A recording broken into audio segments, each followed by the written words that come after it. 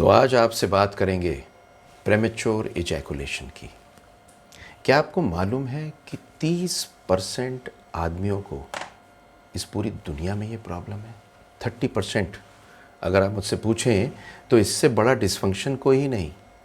और आज मैं आपको इस वीडियो में 5 चीज़ बताऊंगा। प्रेमेच्योर इजैकुलेशन होता क्या है और कब कहेंगे प्रेमेच्योर इजैकुलेशन है, इसके कारण क्या हैं, किस किस तरह के कारण हैं, इसके रिस्क फैक्टर क्या हैं, किन कारणों में और किन लोगों में ये ज़्यादा होने के चांसेस रहते हैं। चौथा, आपको कैसे मालूम चलेगा कि आपका कारण है क्या। और पांचवा, इन कारणों को समझने के बाद में आप अपना इलाज कैसे कराएंगे। तो मैं डॉक्टर सुनील जिंदल हूँ, रिप्रोडक्टिव मेडिसिन स्पेशलिस्ट हूँ। बहुत ज़्यादा मज़ा आता है, आनंद प्राप्त होता है जब आप ठीक होते हैं या आपको बेबी मिलता है। प्रेमेच्योर इजैकुलेशन पे वीडियो इसलिए बनाना चाहता हूँ क्योंकि इस बारे में लोग बात नहीं करते, पर इस वीडियो के माध्यम से साइंटिफिक डेटा और साइंटिफिक चीज़ उन्हें मालूम चलेगी, तो I am sure it will be helpful. Please like subscribe कर दीजिए, नोटिफिकेशन का बटन दबाएंगे तो अगली वीडियो भी आपके सामने आएगी। तो इस वीडियो को मैं आपको आगे बताता हूँ। तो सबसे पहले तो हम एक क्वेश्चन को आंसर करते हैं कि प्रेमेच्योर इजैकुलेशन क्या है। तो सिंपल शब्दों में तो ये है कि ऐसा इजैकुलेशन जो आदमी औरत को समय के कारण से खुश ना कर पाए, वो प्रेमेच्योर इजैकुलेशन है। अलग अलग नामों से बोला जाता है। हिंदी में शीघ्र पतन बोलते हैं, इंग्लिश में प्रेमेच्योर क्लाइमैक्स बोलते हैं, प्रेमेच्योर सेक्स बोलते हैं, और साथ में कभी कभी बोलते हैं रैपिड इजैकुलेशन। बट प्रेमेच्योर इजैकुलेशन इसका साइंटिफिक नाम है। तो आप कब कहेंगे कि प्रेमेच्योर इजैकुलेशन है? When will you say that this is premature ejaculation? You would say it is premature ejaculation when it lasts less than 1 minute. जब ये 1 मिनट से कम में वेजाइना में एंटर करने के बाद में इजैकुलेशन हो जाए।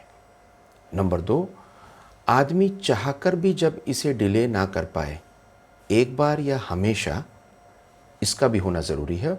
और तीसरी चीज़ है, जब ये चीज़ फेल होती है इजैकुलेशन, और एक साइकोलॉजिकल स्ट्रेस पैदा होता है और साथ में आपको अपने आप से परेशानी पैदा हो जाती है।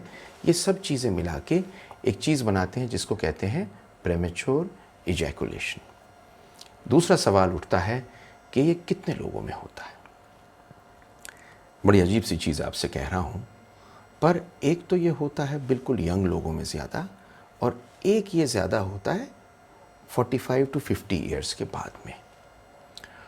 लेकिन अमूमन अगर हम सब लोगों को दें, सब आदमियों को देखें, तो करीब करीब 30 से 35% ने कभी ना कभी प्रेमेच्योर इजैकुलेशन को एक्सपीरियंस किया होता है। अगला आता है कि साहब ये प्रेमेच्योर इजैकुलेशन किस तरह का होता है। What are the types of premature ejaculation और what are the symptoms. So there are 3 types of premature ejaculations, mainly 2 हैं। एक होता है लाइफ लॉन्ग। लाइफ लॉन्ग मतलब आपने शुरू से लेके अब तक हमेशा ये एक्सपीरियंस किया है कि आपको प्रेमेच्योर इजैकुलेशन है और 1 मिनट से कम में आपको शीघ्र पतन हो जाता है। तो कभी आपने लंबा एक्सपीरियंस ही नहीं किया, इसको बोलते हैं लाइफ लॉन्ग। और एक्वायर्ड होता है जब आप पहले ठीक होते हैं और कुछ समय से आपको प्रेमेच्योर इजैकुलेशन रेगुलरली होने लगा, उसे बोलते हैं एक्वायर्ड।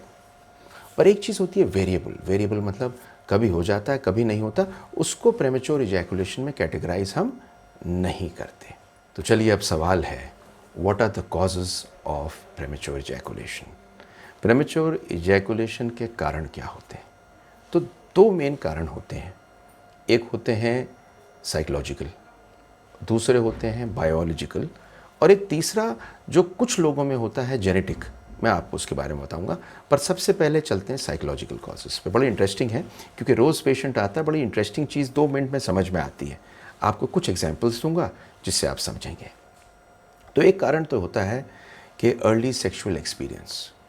तो ऐसा हुआ कि साहब आपने शुरू में यंग टाइम में बहुत एक्साइटेड थे, आपने सेक्सुअल एक्सपीरियंस किया, उस सेक्सुअल एक्सपीरियंस में जो आपकी पार्टनर है, आप जल्दी डिस्चार्ज हो गए एक्साइटमेंट और एंग्जाइटी के कारण, वो आप पे हंसती, आपको डर लगने लगा और आपका अर्ली सेक्सुअल एक्सपीरियंस ये रहा, जो एक कारण बन जाता है। दूसरा होता है सेक्सुअल अब्यूज़। तो सेक्सुअल अब्यूज़ होता है जब कहीं ना कहीं एक सेक्सुअल अब्यूज़ शुरू में हो गया हो, जिसके कारण में आपको एक डिस्टेस्ट, एक सेक्सुअली अच्छा नहीं लगता, उस कारण में भी प्रेमेच्योर इजैकुलेशन हो जाती है। कभी कभी एक पुअर बॉडी इमेज होती है। देखिए, आपको एक बात कहूँ, सबसे ज़रूरी चीज़, किसी और से मोहब्बत करें ना करें, अपने से मोहब्बत कर लें। और अगर आपने अपने से मोहब्बत कर ली तो कसम से दुनिया पे फतेह है। ये तो इस बारे में नहीं, सब चीज़ों में। तो कई बार पुअर बॉडी इमेज होती है, अपने आप से मोहब्बत नहीं होती, अपने को लगता है कि मैं बहुत मोटा हूँ, मेरी शक्ल ठीक नहीं है, मैं काला पीला नीला जो भी हूँ। तो ये जो पुअर बॉडी इमेज होती है, ये पुअर बॉडी इमेज भी प्रेमेच्योर इजैकुलेशन के रूप में आती है। कुछ लोग डिप्रेशन के शिकार होते हैं। डिप्रेशन में प्रेमेच्योर इजैकुलेशन होता है। ये जो केमिकल्स दिमाग के होते हैं डिप्रेशन वाले, ये प्रेमेच्योर इजैकुलेशन देते हैं। दूसरी चीज़ होती है जब कोई इंसान वरी करता है प्रेमेच्योर इजैकुलेशन की। तो आपको प्रेमेच्योर इजैकुलेशन हो गया, हमेशा चिंता है सेक्स से पहले कि प्रेमेच्योर इजैकुलेशन तो नहीं होगा, और हो जाता है। चिंता चिता समान, और यहाँ पे चिता बन जाती है चिंता के कारण। तो इसलिए ज़रूरी है कि आप समझें कि वरी भी ये प्रॉब्लम करती है। और सबसे इम्पॉर्टेंट चीज़, हिंदुस्तान की एक बड़ी भारी समस्या है। हमारे हिंदुस्तान में सेक्सुअल जिसे कहते हैं एजुकेशन नहीं होती। तो आदमी सेक्सुअल एजुकेशन या तो दोस्तों से करता है, आजकल पोर्नोग्राफिक लिटरेचर से करता है, मिल मिला के अपने दिमाग का खराबी कर लेता है। तो एक गिल्ट पैदा हो जाता है लोगों में। और ये जो गिल्ट की फीलिंग होती है कि मैस्टरबेशन किया है साहब, यहाँ तो प्रेमेच्योर इजैकुलेशन हो जाएगा, कितने खून की बूंदें खो चुका, बाल गंजे हो जाएंगे, इरेक्टाइल डिसफंक्शन। मैस्टरबेशन एक इतना भारी प्रॉब्लम क्रिएट हो गई है लोगों के दिमाग में कि अल्टीमेटली लोग ये फील करते हैं कि इस मैस्टरबेशन के कारण प्रेमेच्योर इजैकुलेशन आती है, गिल्ट की। तो ये सब साइकोलॉजिकल कॉजेज़ हैं जो मैंने आपको एट द मोमेंट बताए हैं। अब आते हैं बायोलॉजिकल कॉजेज़ पे। बायोलॉजिकल कॉजेज़ मतलब वो कॉजेज़ जो साइकोलॉजिकल के अतिरिक्त होते हैं। तो इनमें 4 कॉज होते हैं। पहला कॉज होता है लो हार्मोन्स।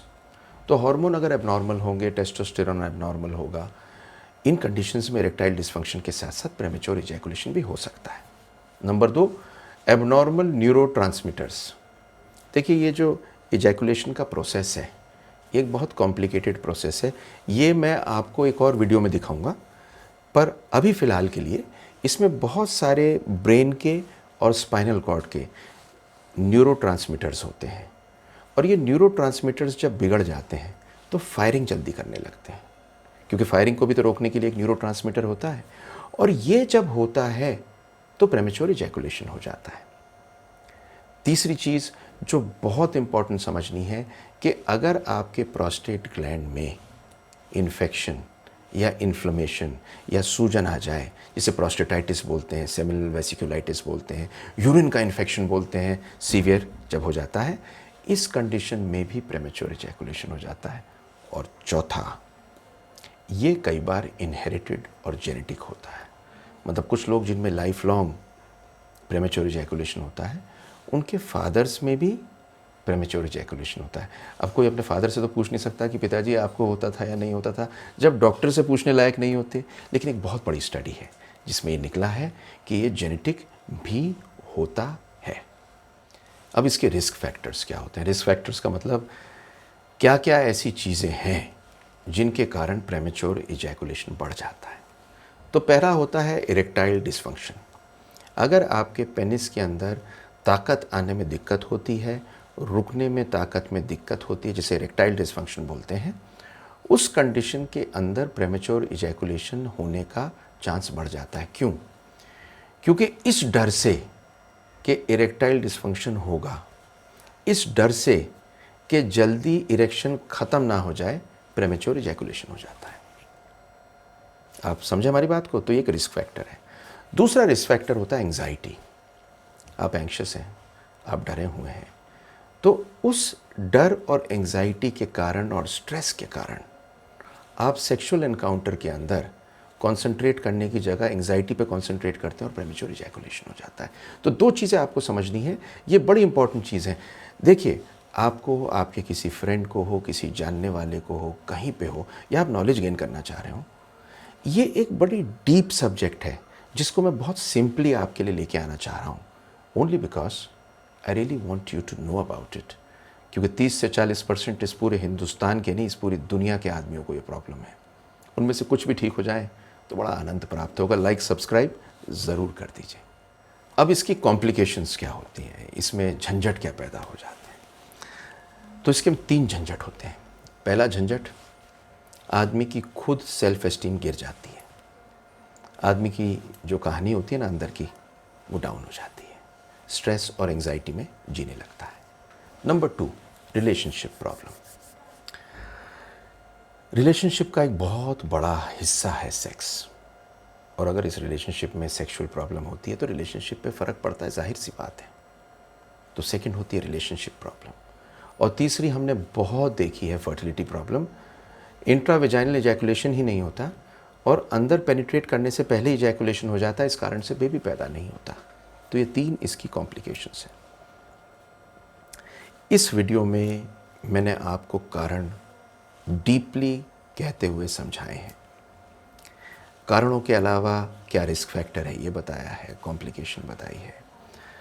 अगर सच बात पूछें, आप में से कोई किसी को ये प्रॉब्लम हो और आप इसका ट्रीटमेंट चाहते हैं, तो 90% of people can be treated. और ये ट्रीटेबल कंडीशन है। इसके अंदर 3 चीज़ें आती हैं। इसके अंदर काउंसलिंग आती है, इसके अंदर बिहेवियरल थेरेपी आती है, एक्सरसाइजेज आती हैं, और इसके अंदर मेडिकेशन आती है। किसी में एक ही को इस्तेमाल करना पड़ता है, किसी में तीनों को इस्तेमाल करना पड़ता है। तो ट्रीटमेंट है तो कॉम्प्लिकेटेड, 90% ट्रीट हो जाते हैं और बड़ा सिंप्लीफाइड है। तो आपको कोई भी प्रॉब्लम हो तो आप, एक व्हाट्सएप नंबर है, उस पर कॉन्टैक्ट कर सकते हैं। और बेबी ना भी हो तब भी, बेबी हो तब भी, ये सबको ज़रूरत होती है। I really enjoyed making this video for you. Thank you for watching it. See my next video. Like subscribe ज़रूर कर दीजिए। I would love it.